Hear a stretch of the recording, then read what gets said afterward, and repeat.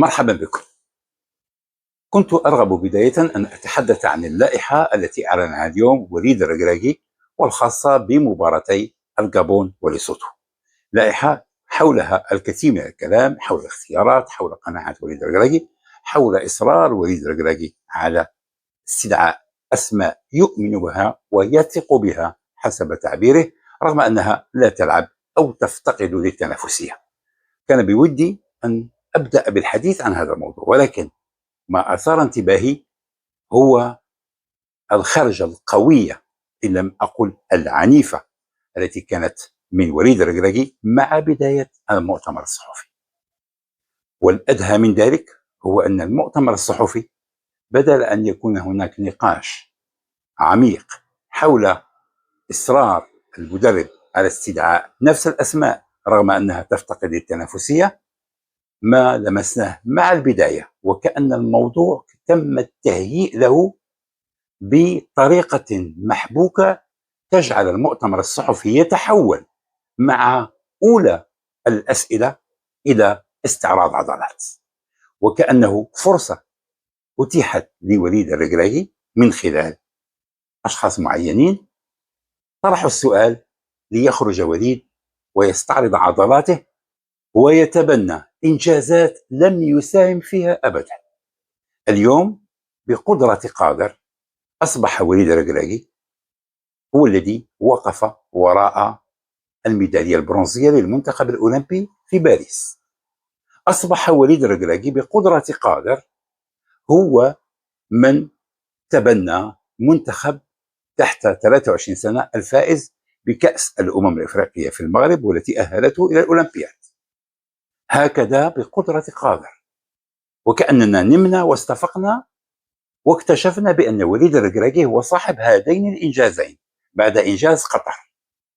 الركوب على الموجة وعلى الأمواج أصبحت رياضة مفضلة لوليد الركراكي. اليوم حتى لا أظلم أحد ولا يعتقد البعض بأنني أنا أتحامل على الرجل، ولكن ما صرح به اليوم أمور خطيرة جدا تعتبر تزييف للحقائق، وهذه الحقائق واضحة للجميع ويعرفها الجميع. ولكن لما حدث ما حدث من إنجازات وصول هذا المنتخب الشاب وتقديم الكرة الحلوة الرائعة، ظهر وليد الركراكي ونسب لنفسه هذا الإنجاز لأنه هو صاحب الفضل فيه. هو الذي كان يواكب اللاعبين، هو الذي اتصل باللاعبين، هو الذي عين المدرب، وهو الذي اقترح كل هذه الأسماء. بل رجع بالذاكرة إلى الوراء إلى شهر يوليو من العام الماضي، نتحدث عن 13 شهر، وقال بأن إنجاز المنتخب الأولمبي آنذاك قل من 23 سنة وتأهله إلى الأولمبياد كان بفضله، لأنه كان موجود وكان حاضر وكان ينزل للملعب وكان يذهب إلى مركز التدريبات. وليد الركراكي بدأ مع البداية بجمل خطيرة ربما لا يفهم معناها حتى وإن تفوه بها باللغة الفرنسية. تحدث مع البداية وهو يشكر من طرح السؤال، ويبدو لي أن السؤال كان متفق عليه، أنه تحدث عن بوليميك، عن جدل من غير نتيجة، وقال سببه هو لانكومبريهنسيون ولا ديزانفورماسيون، عدم الفهم أو المعلومة أو الأخبار المضللة. وإذا كان وليد لا يفهم معنى كلمة لا ديزانفورماسيون يجب أن يعود للمدرسة، أو على الأقل يتصفح في جوجل ويعرف معنى كلمة لا ديزانفورماسيون، الخبر المضلل أو الأخبار المضللة. إذا كانت أخبار مضللة فيجب في الأصل أن توجد أخبار، وهذه الأخبار لم تكن موجودة أبدا. يتحدث وليد عن أنه مباشرة بعد كأس العالم في قطر أصبح هو المشرف العام على المنتخبات الوطنية وأنه هو الساهر عليها، وهذا أمر مجانب للصواب لا يمت للحقيقة بأي صلة، لم يكن له أي دور. وإلا لو حصل ذلك ما المانع في أن نشاهد الجامعة الملكية المغربية تخرج ببلاغ وتقول أمام الجميع في عز التوهج، في عز فرحة المغاربة بالإنجاز رابع العالم، كان بإمكانها أن تخرج ببلاغ وتقول: نظرا لما تحقق في كأس العالم في قطر، فقد قررنا نحن كجامعة كرة القدم أن نعين السيد وليد الركراكي مشرفا عاما على المنتخبات المغربية، أو على الأقل الأول والأولمبي. لم يحدث أي شيء من هذا القبيل، لم يصدر أي بلاغ عن الجامعة الملكية المغربية، وظلت الأوضاع كما هي، عكس ما يقول أنه في مباراة البرازيل استدعى 7 إلى 8 لاعبين من المنتخب الأولمبي، وآنذاك كان يهيئ نفسه ويشتغل على أساس أنه مشرف على المنتخبين معا. هذا الكلام غير صحيح. بدأ عصام الشرعي يشتغل، وحينما حقق الإنجاز كان وليد ينزل إلى رقعة الميدان كما ينزل فوزي القجع. هل فوزي القجع هو المسؤول عن المنتخبين معا أو المنتخبات الوطنية؟ هو رئيس المنتخبات الوطنية، لجنة المنتخبات الوطنية، ولكن هل لفوزي القجع دور تكتيكي فني في أن يحقق هذا المنتخب لقب أو إنجاز أو يفوز في مباراة؟ لا، ينزل من منطلق أنه رئيس الجامعة وتعود أن ينزل، وهذه بالطبع أنا عادة لا أريدها ولا أحبذها، لأنني أنا لا أرى رؤساء اتحادات كرة القدم في العالم ينزلون إلى المستطيل الأخضر أو إلى غرفة تغيير الملابس ويعانقون، أو أحيانا يكونون قريبين من الدكة أو يجلسون أحيانا على الدكة. ورأينا في كأس إفريقيا تحت 23 سنة كان على مقربة من الدكة.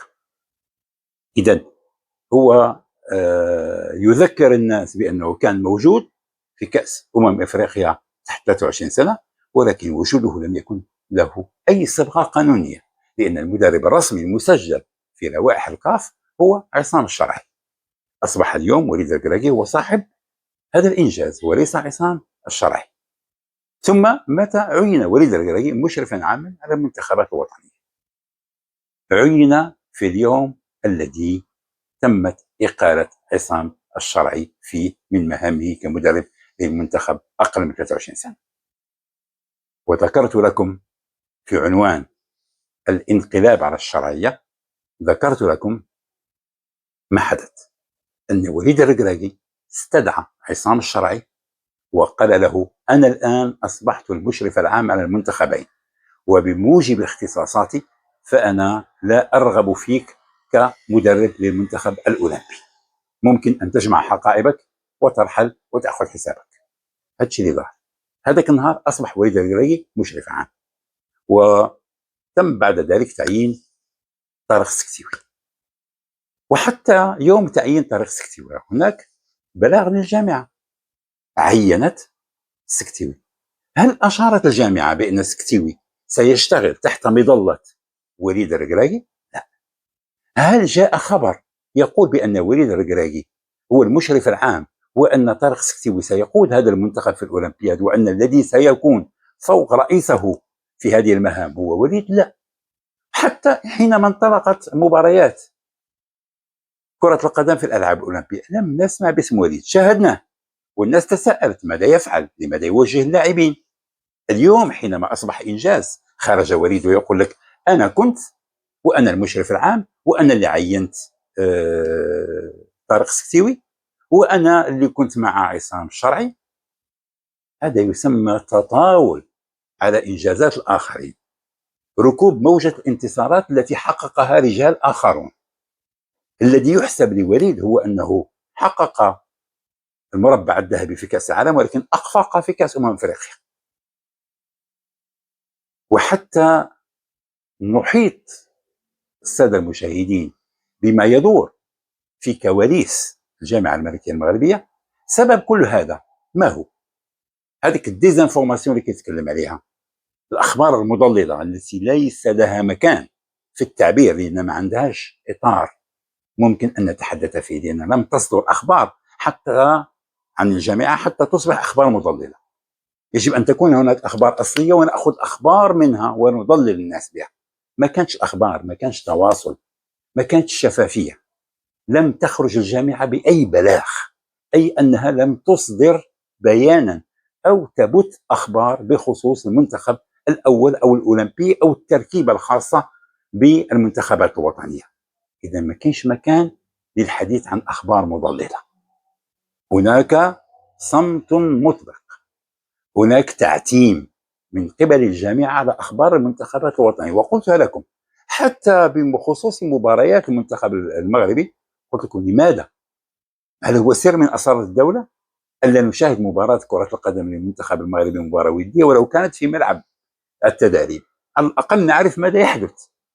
هذه هي الشفافية. حتى أقربكم أكثر وحتى لا يقال بأنني اصطنعت هذه الحكاية من مخيلتي، هذا الجزء الذي يتحدث فيه في المؤتمر الصحفي وليد الركراكي سنعود إليه ونستمع. ومع البداية ستسمعون 3 كلمات: بوليميك، انكومبريهنسيون، ديزانفورماسيون. هذه ال3 كلمات التي بنى عليها طرحة واستمر في سرده لسياق أحداث توجد فقط في مخيلته. الواقع شيء آخر. الواقع تكذبه الأحداث، سواء في شهر 7 حينما فاز المنتخب المغربي بكأس أفريقيا وتأهل الأولمبياد، أو عند نهاية شهر فبراير حينما أقيل العصام الشرعي وتم تعيين طارق السيسي. ولكن على مستوى عصام كان قد أقيل في شهر نوفمبر وتم التبليغ في شهر فبراير. نشاهد ثم نعود. C'est bien, on commence d'entrée, comme ça on va pouvoir un peu expliquer les choses, parce qu'il y a eu beaucoup de polémiques pour rien, donc peut-être je vais mettre ça sur le compte de l'incompréhension, ou bien peut-être de la désinformation, les canettes, peut-être Nas ma kanosh arfin. Déjà pour les Jeux Olympiques, تراتمني علاش وليد مع الفرقة وعلاش وليد يمكن كيهود التيران ولا كيهود بون. Juste pour expliquer un peu la configuration l'itrat, mort la Coupe du Monde 2022 au Qatar, bien sûr la DTN et surtout le président Fawzi Al-Qja qui m'a confié la responsabilité de cette équipe nationale des U23, forcément. On a dit mort la Coupe du Monde, donc je répète bien mort la Coupe du Monde 2022. Donc mort la Coupe du Monde 2022, l'objectif d'Yanna Kanetiyen Dio, la Coupe d'Afrique bien sûr, Faddar, U23. Et forcément, donc se qualifier pour les Jeux Olympiques et forcément avoir un objectif élevé, une médaille, Inch'Allah. Donc, le contexte, mais la responsabilité, forcément, je m'investis à 100% de Haligoult. Donc, si je me rappelle bien, au mois de mars 2023, le match contre le Brésil, peut-être déjà il y avait pratiquement, je crois que c'était 7 joueurs olympiques.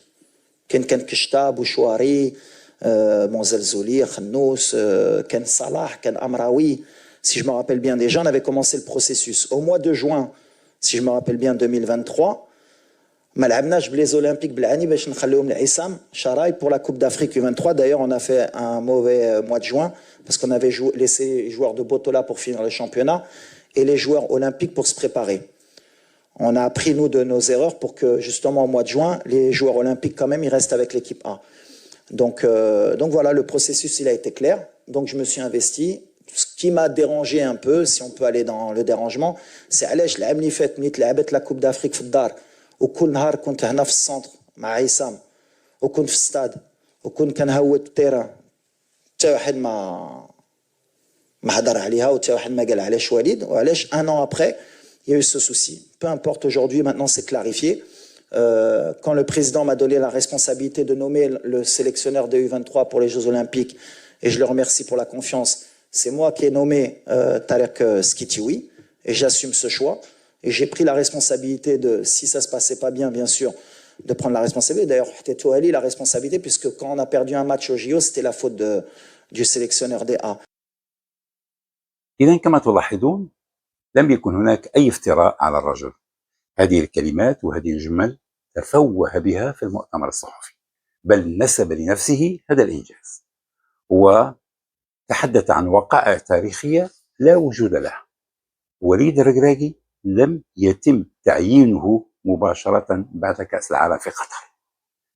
أزيدكم معلومة، هو أنه بعد الإقصاء من كأس أفريقيا وبعد أن كان الجميع ينتظر أن يفي بوعده وأن يقدم استقالته كما وعد بذلك وطنيا ودوليا،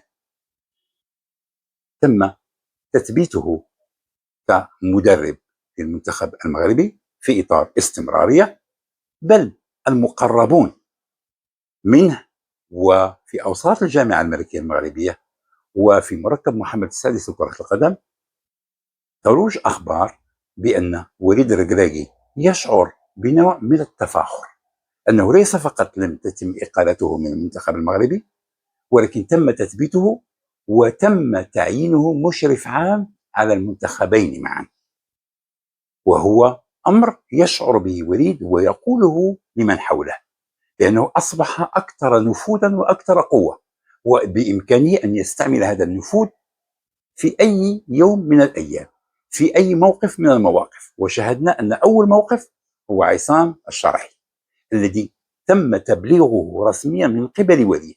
وليد هو الذي اجتمع به وقال له مع السلامة، وليس بلاغ من الجامعة أو أمر إداري يحتم على عصام الشرعي أن يغادر المنتخب المغربي الأولمبي. ولكن عملية التعيينات التي تمت والإقالات التي كانت لم تكن تحمل أبدا اسم وليد الركراكي كمشرف عام على المنتخبات الوطنية. كما أن الجامعة الملكية المغربية لم تصدر أي بلاغ بخصوص هذا الموضوع، تعيين وليد الركراكي. هناك صمت وهناك تعتيم، نترك الأمور تمشي. جات النتائج نركب على الموجة، ما جاتش النتائج أنا في مكاني أنتظر. أنا غير مدرب ديال المنتخب الأول في الواجهة، أنا كندرب المنتخب الأول وتعطاتني التزكية رغم الإخفاق المثير في كأس أفريقيا. ولكن بالنسبة للنتائج الإيجابية التي جاءت ما قدرش هذيك الساعة يقول لك أنا هو صاحبها، لأن صاحبها موجود وهو عصام الشرعي. ما يمكنش يجي مكان عصام الشرعي ويقول لك أنا الذي كنت مسؤولا، لأن هناك مدرب حاضر. ولكن حينما تم إبعاد عصام الشرعي وتم الإتيان بطارق السكتيوي تم الانتظار، خلينا نشوفه إذا غرق راه غرق وحده، أنا ماشي مسؤول عليه. ولكن ما دام أنه حصل على نتيجة باهرة كنجي كنقول وعلاش أنا ما ناخدش نصيبي منها. ليس فقط أن أخذ نصيبي من الأولمبياد، ولكن نركب حتى على تأهل إلى الأولمبياد، على لقب كأس إفريقيا تحت 23 سنة. وهذا يسمى الترامي على منجزات الغير. إذا ما كانش سي وليد كيفهمها يمشي يسألها. هو أن مدرب يمشي ياخذ واحد الإنجاز ديال مدرب ثاني وكينسبو لراسو. في الكتابات الأدبية كيقولوا البلاجيا، كنمشي ناخذ واحد العمل ديال واحد الكاتب آخر وكنسبو ليا كيقول هذا الكتاب ديالي أو هذاك المؤلف ديالي. هذه بلاجيا سبورتيف. ما يمكنش واحد المدرب اشتغل حقق لك انجاز حتى نبغيو الصور في الاحتفال هذا كنشوفوه كعنق في اللعابه هو زي خرج، وهذا يدخل في اطار الفرح. ولكن واش كان عنده شي منصب مكتوب كان معلن عنه؟ اعلن رئيس الجامعه مثلا قال بان نحن عندنا وليد الركراكي وعندنا عصام الشرعي؟ وحتى قبل الاولمبياد قال لنا احد بان هناك وليد وهناك طارق السكتيوي؟ لا، الناس صدمت لما رأت وليد الركراكي موجود. قالتش ما محل إعراب المنتخب يشتغل برأسين. لذلك اليوم أنا كما قلت كنت أود أن أتحدث عن اللائحة، ربما أتحدث في فيديو آخر لأن فيها أشياء خطيرة جدا تبين شخصية المدرب، وأن لا أمل مع هذا المدرب، لا أمل بالمرة، لأن الرجل راكب دماغه يظن أنه هو على حق في كل شيء، وأنه هو اللي كيفهم في الكرة في العالم، وبأنه هذيك الفلسفة ديالو والطريقة ديالو هي اللي كتمشي الكرة في العالم. باقي في السحاب. وأنا قلتها مرة، كان يقول هو بأن يجب أن ينزل اللاعبون من السحاب بعد مونديال قطر. وقلت لكم أنا في كثير من الفيديوهات اللي خصو ينزل من السحاب هو وليد الركراكي وينزل الواقع. الواقع كيكذبوا. ما يمكنش اليوم يجي وليد الركراكي ويقول لي نايف عقرد الى دي كادر دو ليكيب، سي ان كادر دو ليكيب ما نستغناش عليه. اذا ما كيلعبش شنو ندير له؟ نلعبوا بشهاده اداريه؟ وناحي ما كيلعبش ما عندوش نادي، مارسيليا ما حباش، عنده 3 ايام باش يقلب على راسه. نجيو نلعبوا بزز. شنو هي الرساله اللي كنوجهوا للاعبين الاخرين المستدعين اللي جاوا للمنتخب المغربي واللي عندهم طموحات كبيره باش يبرزوا؟ كنقولوا واخا الطير للسما غادي يلعب هذا اللي ما كيلعبش في الفريق ديالو، اللي عنده صفر دقيق، كاين اللي ما عندوش نادي، راه عيب. هذه الممارسات في المنتخب المغربي راه لا تشرف لا المغرب ولا مدرب المنتخب المغربي ولا المنتخب المغربي صوره عامه. راه صوره كاريكاتوريه، راه سيرك، لا يمكن ان نقبل ذلك. راه ما كاينش منظومه كرويه في العالم تقبل ان يجيك مدرب ويجيب لك لاعب ما كيلعبش ويلعبوا اساسي، ماشي يعطي اساسي يكون هو قائد الفريق. يقول لك لا هذا انكادخ، وفي هذه الحاله هذه نجيبوا نور الدين نيبت، هو كان كادخ، نجيبوا اللعابه الاخرانيين اللي كانوا السفري وبن عطيه وكثير من اللاعبين. شيء غير مقبول. اليوم رومان سايس ما عندوش فريق، ما استدعاش مزيان، هذا هو التصرف السليم. وعيط على يونس عبد الحميد، وانا دائما مع هذه الفكره. عندك لاعب مخضرم مازال كيقدر يعطي، راني يحتاجه في واحد المناسبه، رغم ان في هذه المره هذه انا علي تحفظ. هذا التحفظ لان عندنا 6 ديال المباريات تعطينا فرصه نعطيو لك الشباب يلعبوا مع بعضهم، يترينيو في هذيك اللعاب في هذيك الفرق الصغيره. راه الكابون ماشي كابون المخيف اللي كان زمان، واللي صوتو والجمهوريه افريقيا الوسطى.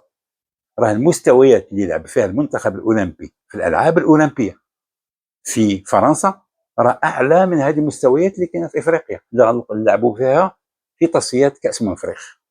فالفرصه ذهبيه سانحه ولا في الخيال، في المنام ما تجيكش تلعب مع فرق مباريات رسميه، ولكن ممكن ان تكون لك انت مباريات تجريبيه. العب وغير وجرب الخطط وتخسر حتى بجوج بثلاثه ما عندكش مشكله لانك انت كتجرب. وهذا الفريق هذا اقوى من هذه الفرق الثلاثه، والمجموعه التي لعب فيها والمباريات اللي لعبها في الاولمبياد مع الخصوم اقوى بكثير مما هو موجود في هذه المجموعه بالفرق والمنتخبات الثلاثه، الجابون، ليسوتو، وجمهوريه افريقيا الوسطى. لذلك كان من الحكمه ومن الروح الاحترافيه ان يتحلى المدرب بمسؤوليته وان يكون على مستوى هذه المسؤوليه وان يهيئ لنا فريق، ولا يستطيع ان يخرج من صندوق افكاره. هذاك الشيء اللي في راسه، ما عندوش حاجه اخرى. والمثل الشائع يجد دائما ارضيه خصبه لكي نردده. فاقد الشيء لا يعطيه. لو كان وليد الربيعي لديه هذا الشيء لكان قد اعطاه. في امان الله.